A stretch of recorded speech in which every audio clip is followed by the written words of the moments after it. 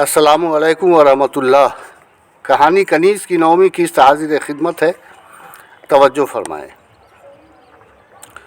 वो दिन एतवार का था और शाम का माहौल बेहद हसीन था। जमीला बेगम के कोठे की रंगीन महफिल शबाब पर थी। अलग अलग दो हसीनाएँ बेहद बेचैन थीं। एक हसीना महफिल में नाचती गाती कशिश बानो और दूसरी दोशीज़ा मुजरा हाल से मुल्हिक कमरे में अपने गालों पर अपनी दोनों हथेलियाँ रख कर फ़िक्रमंद कैफियत में टहलती हुई कनीज़ थी। और दोनों ही को खूबसूरत अजनबी जवान यानी तशकरान का इंतज़ार था। लिहाजा कनीज़ बार बार मुजरा हाल में भी चुपके से झांक कर देख लेती और अपने कमरे के सदर दरवाजे से बाहर निकलकर भी दूर दूर तक चौराहे से निकलने वाली सड़कों का इज़्तराबी कैफियत में लम्हों जायज़ा लेती, लेकिन आने वाले मतलूबा जवान का दूर दूर तक कहीं पता नहीं था। जो जो वक्त गुजरता जा रहा था, अलग अलग दोनों ही हसीनाओं को रोना आ रहा था। बड़ी ही अफरा तफरी की कैफियत थी, जबकि हाज़रीन महफिल रक़्स व नग़मात का लुत्फ़ उठाते हुए झूम रहे थे। चुनांचे रफ्ता रफ्ता वक्त का पहिया घूमते हुए रात का 10:30 बजा गया तो नाचती गाती हुई कशिश किसी थके हुए मुसाफिर की तरह निढाल होकर बैठ गई। साज़ों का बजना बंद हो गया। लिहाजा कनीज़ ने आखिरी बार मुल्हिक पर्दे की ओर से झाँक कर एक लम्हा के लिए मुजरा हाल का जायज़ा लिया। शहदाई वापिस जा रहे थे और आने वाले जवान का कोई अता पता नहीं था। लिहाजा उसका दिल और दिमाग भी सख्त मजरूह हो उठा था। बासूरत वो आगे बढ़कर तकिया को सीने से लगाकर भेंचती हुई फर्श पर औंधी हो गई और उसकी आंखें बरसने लगी थी। कशिश ड्रेसिंग रूम में जाकर अपने कपड़े तब्दील किए, गुस्ल खाने में जाकर अपना मेकअप उतारा और फ्रेश होकर आधे घंटे बाद यानी 11 बजे बुझे अंदाज में जब वो कमरे में आई, कनीज़ को बदहवासी जैसी कैफियत में औंधी पड़ी देखकर खुद उसका दिल कचोके लगाने लगा। वो कनीज़ के पहलू में बैठती हुई उसकी पुष्ट पर हाथ रखा तो उसने आहिस्तगी से अपना सर उठाकर कशिश की जानिब देखा। कनीज़ का चेहरा पूरी तरह गीला और सफ़ेद पड़ चुका था, जैसे उसके जिस्म में ज़रा सा भी खून बाकी न हो। कशिश नहायत ही अफसुर्दा लहजे में बोली, वो तो नहीं आए कनीज़, मालूम नहीं तुमने उन्हें और क्या सब कह दिया कि उनका दिल टूट गया और वो हमारी महदूद दुनिया से गाफिल हो गए। शायद रूठ गए वो कभी न मानने के लिए। मोहब्बत उन्होंने तुमसे जताई, प्यार तुम्हें किया, लेकिन दिल मेरा भी रेज़ा रेज़ा होकर बिखर रहा है, जैसे उन्होंने मुझे चाहा हो। अगर तुमसे नहीं हो सकेगा तो मैं उनका पता लगाऊंगी कि आखिर कहाँ है वो और उनका हाल कैसा है। एक अदना तवायबज़ादी की बेरुखी ने उनकी हिम्मत और हौसले को पस्त कर दिया है। किसी भी तरह की नाकामी उन जैसे लोगों की ज़िंदगी को बुरी तरह मुतासिर कर देती है। काश मैं होती तो उनके कदमों में बिछ जाती, सब कुछ लुटा देती उनके लिए। अंदर ही अंदर कांपती हुई कनीज़ फुर्ती से उठ बैठी और कशिश को अपने बाजुओं में जकड़ते हुए उसके कंधे पर सर रखकर गुलगीर लहजे में बोली, मैं नहीं जान सकी आपी कि वो इस कदर साबित कदम इंसान होंगे। मैं तो वक्ती व जज्बाती तौर पर उनके इज़हार मोहब्बत को गर्दान कर अपनी मजबूरियों और कमज़ोरियों को जाहिर कर दिया और वो मुझे घर चली जाने की बात कहकर खामोशी के साथ इस तरह वापस चले गए कि फिर मुड़कर भी नहीं देखा। मुझे माफ़ कर दीजिए आपी, आप मेरे ज़ाती मामलात व हालात की गर्दिशों की तारीकी में भटकने लगी हैं। मैं आपको खोना नहीं चाहती, चाहे मैं खुद को ही क्यों न खो दूँ। वो बुरी तरह सिसकने लगी तो कशिश ने फ़ौरन उसे अपने सीने से लगाकर भेंच लिया था, जबकि उसका चेहरा भी आंसुओं से पूरी तरह धुल चुका था। बासूरत रात के खाने में दोनों ने बमुश्किल एक पराठा व सब्ज़ी खाई और जब सोने गई तो दोनों ही खामोशी के साथ घंटों करवटें बदलती रही थी। बावजूद इसके कशिश बानो थकी थी, इसलिए उलटते पलटते किसी तरह उसे नींद आ गई, लेकिन कनीज़ करवटें बदल कर रात गुजार दी। बहरहाल सुबह के 10 बजे जब वो कॉलेज पहुंची तो रिक्शा से उतरकर दीपा की दुकान पर आकर रुक गई। उसने सकपकाते हुए नम लहजे में पूछा, कैसी हैं बीवी जी? कई दिनों से आपने हमारी तरफ देखा भी नहीं। आपकी नाराज़गी का मुझे पूरा यकीन है। कनीज ने कहा, देखो दीपा, तुमने उस दिन जो मौसमी मुझे दी थी उनमें से एक पर मेरे नाम मुख्तसर सा समझो खत लिखा था। तुम भले ही उसे पढ़ नहीं पाई होगी, लेकिन अपने छोटे सरकार के मकसद से ज़रूर वाकिफ़ होगी। दीपा ने हल्की मुस्कान के साथ कहा, हाँ मालकन, छोटे सरकार को आपसे मोहब्बत हो गई है। कनीज ने फ़ौरन कहा, हाँ दीपा, उन्होंने मुझे मिलने के लिए खामोश मुकाम पर बुलाया तो मैं उनकी बातें मानकर उनसे मिलने चली गई, लेकिन मैं चूँकि किसी भी तरह उनके लायक नहीं हूँ, इसलिए उनकी मोहब्बत का जवाब अपनी मोहब्बत से देने पर आमादा न हुई, क्योंकि मैं उनके या उनके जैसे किसी भी लोगों के लायक हरगिज़ नहीं हूँ। देखो बहन, मैं एक ऐसी दुनिया, ऐसे माहौल से ताल्लुक़ रखती हूँ कि उनकी ज़िंदगी में दाखिल होने का सोच भी नहीं सकती हूँ। लेकिन मैं समझी नहीं बीबी जी कि आपका घर संसार कहाँ और कैसा है। दीपा ने हैरत से पूछा तो कनीज ने उसे साफ गोई से बताया कि मैं एक तवाइफ की बेटी हूँ। तुम्हारे छोटे सरकार महीनों पहले एक शाम इत्तफाकन कोठे पर पहुँच गए। वहाँ मेरी बड़ी बहन, जो मेरी मौसी यानी खाला की बेटी है, वो मुजरा कर रही थी। वहीं उन्होंने मुझे पर्दे के पीछे खड़ी हुई देख लिया और फिर उस दिन तुम्हारी मार्फत नए अंदाज में अपना मोहब्बतनामा भेजा, और चूँकि मैं रो धोकर अपनी मजबूरी और बेबसी का इजहार कर दिया, इसलिए वो शायद रूठ कर चले गए। दीपा चौंक पड़ी। ओह, तो ये बात है, इसीलिए उस दिन के बाद से मैंने भी उन्हें नहीं देखा है। वो इधर आए ही नहीं हैं। लगता है उन्हें प्रेम रोग धर लिया। मगर एक बात मालकन जी, भले ही आपकी माँ बहन तवाइफ होगी, आप तो नहीं है ना।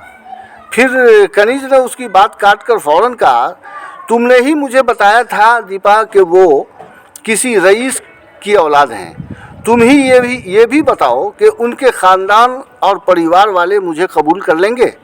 दीपा सर हिलाते हुए तजब्जुब आमेज लहजे में बोली, ये बात तो आप सही दिशा में सोच रही हैं, मगर अब क्या करना चाहती हैं। कनीज बोली, फ़िलहाल तो मैं उनसे मिलना चाहती हूँ दीपा, देखना चाहती हूँ कि वो किस हाल में है। जवाबन दीपा ने अपना जोश व खरोश जाहिर किया। फिर तो आप ऐसा कीजिए कि गंडक नदी के उस पार उनकी 50 बीघे ज़मीन थी, जिसका एक प्लॉट बनाकर छोटे सरकार ने फार्म हाउस बनाया है। उसमें नए ढंग का एक सुंदर पुख्ता मकान भी बनवाया है। वो ज़्यादातर वहीं रहते हैं। पहले वहाँ जाकर देख लीजिए, वरना ब्रह्मपुरा व सातपुरा में भी उनकी बहुत बड़ी बड़ी हवेलियाँ हैं, जिसमें नौकर नौकरानियाँ और माली सभी मौजूद होते हैं, मगर मालिक मालकन लोग कोई भी नहीं रहते हैं। साहब जी यहाँ तन्हा रहते हैं, जब जिस मकान में दिल चाहा जाकर पसर जाते हैं। ये सब बातें मेरे बापू ने मुझे और मेरी माँ को बताया था।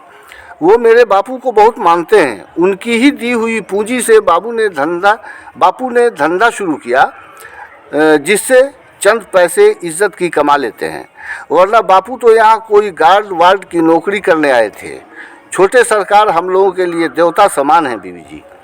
बहुत अच्छी बात है दीपा, मगर अब तुम मुझे बताओ कि वहाँ तक पहुँचने के लिए मुझे क्या करना होगा, कैसे पहुँचूँगी उन तक।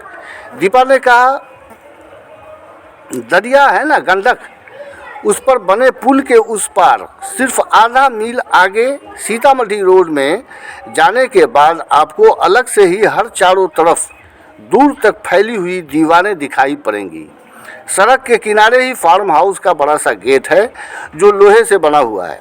अंदर तरह तरह के फलों के गाछ वृक्ष होंगे, और गेट के अंदर बस चंद कदम के फासले पर सुंदर मकान भी बना है। सुना था एक दिन साहब जी के रोबीले बाप दादा और मम्मी व दादी जान भी पोते का कायम किया हुआ फार्म हाउस देखने आए थे। अब आगे बता दूं बीवी जी कि आप वहां रिक्शा से भी जा सकती हैं, कोई ज़्यादा दूर नहीं है। दरिया के पार गांव देहात है, बेहद संतुष्टदायक क्षेत्र है। हर तरफ हरियाली ही हरियाली दिखाई पड़ेगी। इस समय मेरे बापू मौजूद नहीं हैं, वरना मैं भी आपके साथ चल सकती थी। जवाबन कनीज बोली, कोई बात नहीं है, मैं खुद चली जाऊंगी। वैसे तुम्हारा शुक्रिया। बरसूरत कनीज बजाय क्लास करने के वहीं से रिक्शा में बैठी और चल पड़ी थी। दरियाए गंडक के पार सीतामढ़ी जाने वाली सड़क पर हर तरह की सवारी गाड़ियाँ दौड़ रही थी, जिनमें बस से लेकर साइकिल रिक्शा और सवारियों से लदी जीप वगैरह भी शामिल थी। वहाँ तक काफ़ी चहल पहल सी थी, क्योंकि शहर मुजफ्फरपुर जो बिल्कुल ही करीब था। बहरहाल फार्म हाउस और उसका बाउंड्री वाल वाकई दूर दूर से ही नज़र आ रहा था। चुनांचे करीब पहुंची तो रिक्शे वाले को पैसे अदा करके गेट के नज़दीक जाकर रुक गई। वो अंदर से बंद था। कनीज़ पूरी तरह बुर्का निकाब में ढकी छुपी थी। लम्हा पर बाद ही एक मुलाजिम की नज़र उस पर पड़ी तो वो फ़ौरन आकर गेट के पास खड़ा हो गया और मुताहिर निगाहों से कनीज़ के बढ़ाना मरमरी नाजुक हाथ पाँव को ही बगौर देख रहा था, जैसे वो कोई अजूबा हो। कनीज़ ने नर्म लहजे में पूछा, साहब यहाँ फार्म हाउस पर हैं क्या? मुलाजिम हकलाया, जज जी, कौन साहब का पूछ रही हैं? मैं छोटे सरकार की बात कर रही हूँ। कनीज़ के जवाब में ओह अच्छा कहकर उसने गेट खोल दिया तो कनीज़ फ़ौरन अंदर दाखिल हो गई। वाकई बेहद खूबसूरत मकान था। फूलों का बागीचा और उसके बाद अनवा व अक़साम के आमों और लीची, अनार व दीगर फलों के नौउमर गुंजान पेड़ पौधे फूलों और फलों से लदे लहलहा रहे थे। मुलाजिम के ताक़ुब में चलती हुई कनीज़ इमारत के करीब जाकर खड़ी हो गई, क्योंकि मुलाजिम रुककर कहने लगा था कि पता नहीं इन दिनों छोटे सरकार को क्या हो गया है, न खाने का कोई ठिकाना और न सोने जागने का कोई होश। कल तो इतवार ही था, 2 दिनों से वो कोर्ट कचहरी भी नहीं गए हैं। आज भी अभी तक चादर ताने सो रहे हैं। लगता है उनकी तबीयत ख़राब है, लेकिन न कुछ बताते हैं और न गांव की हवेली पर खबर ही करने देते हैं। कनीज़ ने पूछा, साहब कोर्ट कचहरी क्यों जाते हैं? कोई मुकदमा लड़ रहे हैं क्या? हाँ, मुकदमा तो लड़ते हैं, मगर दूसरों का। साहब बैरिस्टर हैं ना, बहुत बड़े वकील, विलायत से पढ़कर आए हैं। जज के ओहदे तक पहुंचना है उन्हें। इनके परदादा भी हाई कोर्ट के जज हुआ करते थे। कनीज़ पहले से तो चकराई हुई थी। मुलाजिम की बातें सुनकर और भी हैरत व इस्ताजाब में डूब गई। वो अंदर ही अंदर काँप रही थी। उसके अंदर सरगोशी हुई, या खुदा, मैं कहाँ आकर खड़ी हो गई हूँ और अब कहाँ पहुँचना चाहती हूँ, जो शायद मुमकिन ही नहीं है। उसे खामोश खड़ी देखकर मुलाजिम ने पूछा, आप कौन हैं बीबी और कहाँ से तशरीफ़ लाई हैं? मैंने तो समझा आप कोई क्लाइंट यानी मुवक्किला हैं। कनीज़ ने चौंकते हुए निगाहें बुलंद की। जी हूँ तो फरियादी ही, लेकिन जितना कुछ आपने बताया मुझे उतना मालूम नहीं था। वैसे मेरा घर इसी शहर में वाक़ है। फिर तजब्जुब आमेज़ लहजे में पूछा, आपका नाम क्या है अंकल? मुलाजिम हौले से मुस्कुराया, जी बीबी, मेरा नाम सलीम अंसारी है। ताहम वो अपने आशिक का नाम नहीं पूछ सकी, जिसके कई असबाब थे। अव्वल तो ये कि उसे हिम्मत ही नहीं हुई, दोम ये कि अगर ये फरियादी है तो बगैर इनके नाम, मकाम व किरदार की मालूमात के मिलने कैसे आ गई। मुमकिन था ये सलीम अंसारी की निगाहों में मशकूक हो जाती। सलीम आइए कहकर आगे बढ़ा और सदर गेट का भिड़ा हुआ केवाड़ खोलकर अंदर दाखिल हो गया। चुनांचे कनीज़ उसकी रहनुमाई में पीछे पीछे चलती हुई इमारत के अंदर दाखिल हुई। अंदरूनी हिस्सों में भी तरह तरह के फूलों के गमले मुख्तलिफ मकामात पर सजाए हुए थे। सलीम अंसारी ने एक कमरे की जानिब इशारा करके सरगोशी में कहा, छोटे सरकार आपसे वाकिफ़ है ना? कनीज़ फ़ौरन बोली, हाँ अंकल, पूरी तरह जानते हैं वो मुझे। अगर हमारे सरकार को आपकी आमद व मौजूदगी पर कोई एतराज़ न हो तो जाइए, जाकर मिलिए। केवाड़ अंदर से बंद नहीं, सिर्फ भिड़ा हुआ है। जी अंकल, आपका बहुत बहुत शुक्रिया। सलीम इस बात में सर हिलाता हुआ बाहर जाते जाते एक बार फिर सदर गेट के नज़दीक पहुंचकर एक पल के लिए मुड़कर उसे देखा और फ़ौरन ही बाहरी बागीचा की जानिब बढ़ते हुए तवहुश आमेज़ लहजे में बड़बड़ाया, बाप रे बाप, ये अल्लाह मियाँ ने किस हुर परी को यहाँ भेज दिया है। पता नहीं ये इस दुनिया में रहने वाली लड़की है या फिर किसी दीगर जहान की मखलूक। अल्लाह हर बला से महफूज रखना हम सबों को। बरसूरत कहानी कनीज़ की 9वीं किस्त को मैं यहीं बंद करता हूँ।